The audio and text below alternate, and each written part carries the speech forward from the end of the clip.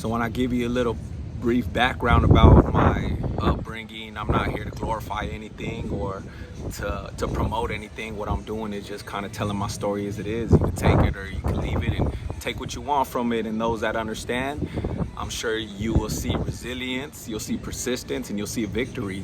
So if you disagree with that, then you're a fucking hater and you don't want to see people become better and people not be so destructive, which in my book is a win.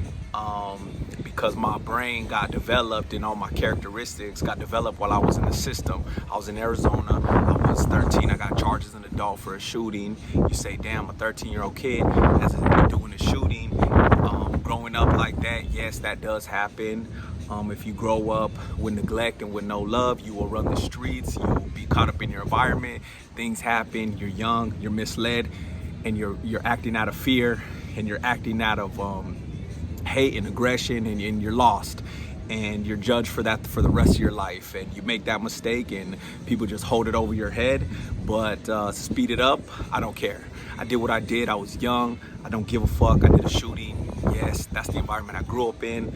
And it kind of started from there when I was 19. So I got out when I was 18, and I'm already programmed and I'm fed. They fed into me hate, and my circumstances developed this. And I got out lost as ever, full of hate, full of aggression, and I did another shooting. Attempted murder on that one. And I did 10 and a half years in the ADC, Arizona Department of Corrections. And not saying I'm ashamed, because I'm really not. It's one of those things that if you're there, you understand it is what it fucking is. I can't help it. My life is already written. But when you look at me, you're looking at yourself, because I was lost just like you. I didn't know which way to go. I was acting just what I knew. If I knew something else, I would have acted on it, but I didn't have no other options. My options were very limited, and I'm not making an excuse. That's just kind of what it is. So, I did my time. I committed some crimes, and I did it all in the name of gangbanging, which is anybody that opposes us. That is our enemy, and you destroy the enemy as they teach you. But when you're fighting something or against something, you're not really fighting for anything at all that's worth sustaining, or anything that's valid that you can actually grow on and sustain some type of fruitful lifestyle. And your behavior is just all out of whack because of your decision making. It's fucked off. And it takes a while for you to deprogram and to see your mistakes and to realize that there is a better life out there waiting for you.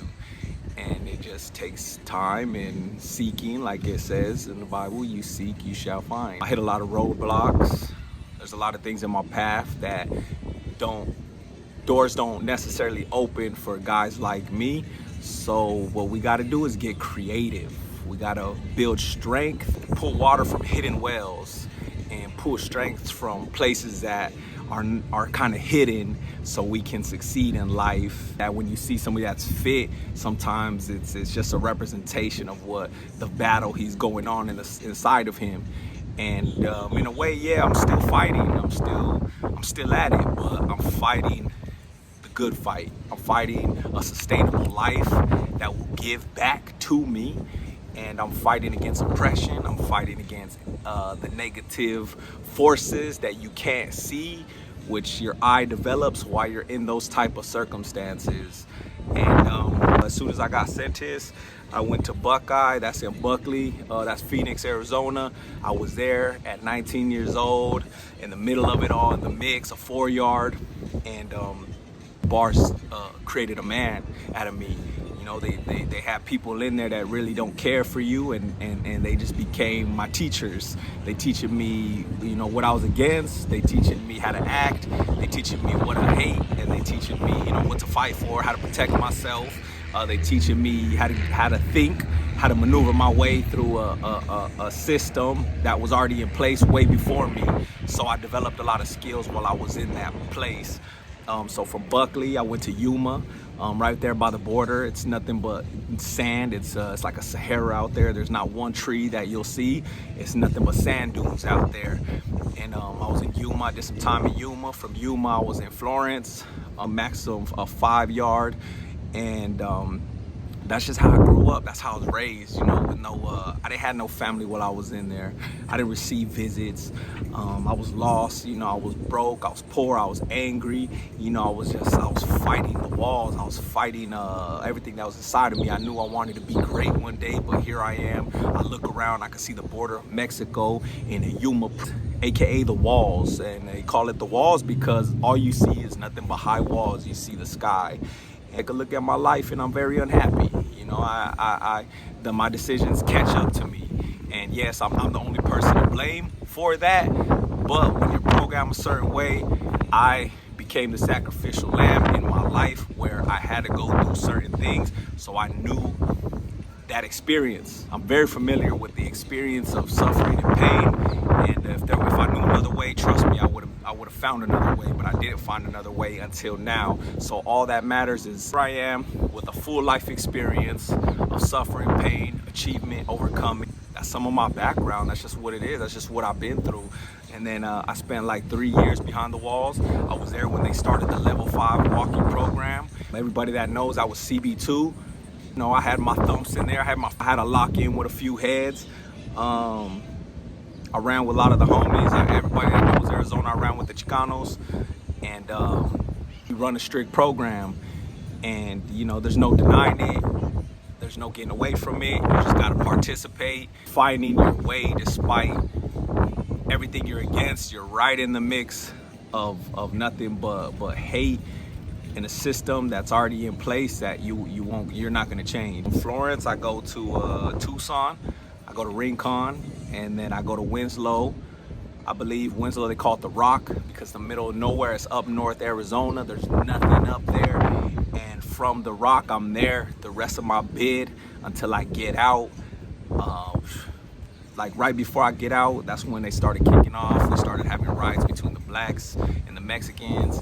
And that's just how I grew up, man. That's how I was raised, misguided, lost. I'm not racist, but that's just what it is in there. It's like it's a segregation. You stick to your own. So when I say my own, now my own people are the ones that want to come up, the ones that want to succeed, the ones that want to achieve. Those now are considered my people. My people are the ones that suffered, and now it's time to give them new direction and new light and new insight. If you don't believe me, check my fucking background and you'll see that I overcame. You can't take that from me. There's nothing you can say that will ever deny the fact that I came from a real place, and I stand on it to this day, and I'm proud of that shit, because what I was used to be embarrassed of was doors closing. I'm used to having doors closed for me. So when you see doors open, just know that's God. That's what he brought to my plate, and I take it. From Winslow, and I started to realize that not only was I physically free, but I was mentally incarcerated. I wasn't fully free in my mind. I didn't know how to break those mental chains, deprogram myself and shake off the old ways of thinking and the destructive behavior that got me nowhere in life. And I don't want to participate in a life that's so destructive. And if you are a person that wants to be destructive, then no power to you. You know, I don't agree with you. I stand against you. And if you are somebody that wants to succeed and wants a different life and wants to find a way to make life as beautiful as you can for yourself, then I support that 100%. I'll rock with you and I'll ride with you. We have a political alliance, and you are part of my political alliance. It took me a while to get free. I found a way. Art became my meal ticket, and it gave to me, and it became my key to freedom. That was something that took me to the high places, opened doors for me that no man could open. I couldn't get no job. No man would open a door for me, but God gave me the talent to draw while I was in there, and that talent is what opened doors for me to this day. It took me places, it took me to high places, I was making more than the average man was making at work, and I still have that talent to this day, and it'll never go away, and I treat it like she's my wife. I love her to death because she was there for me.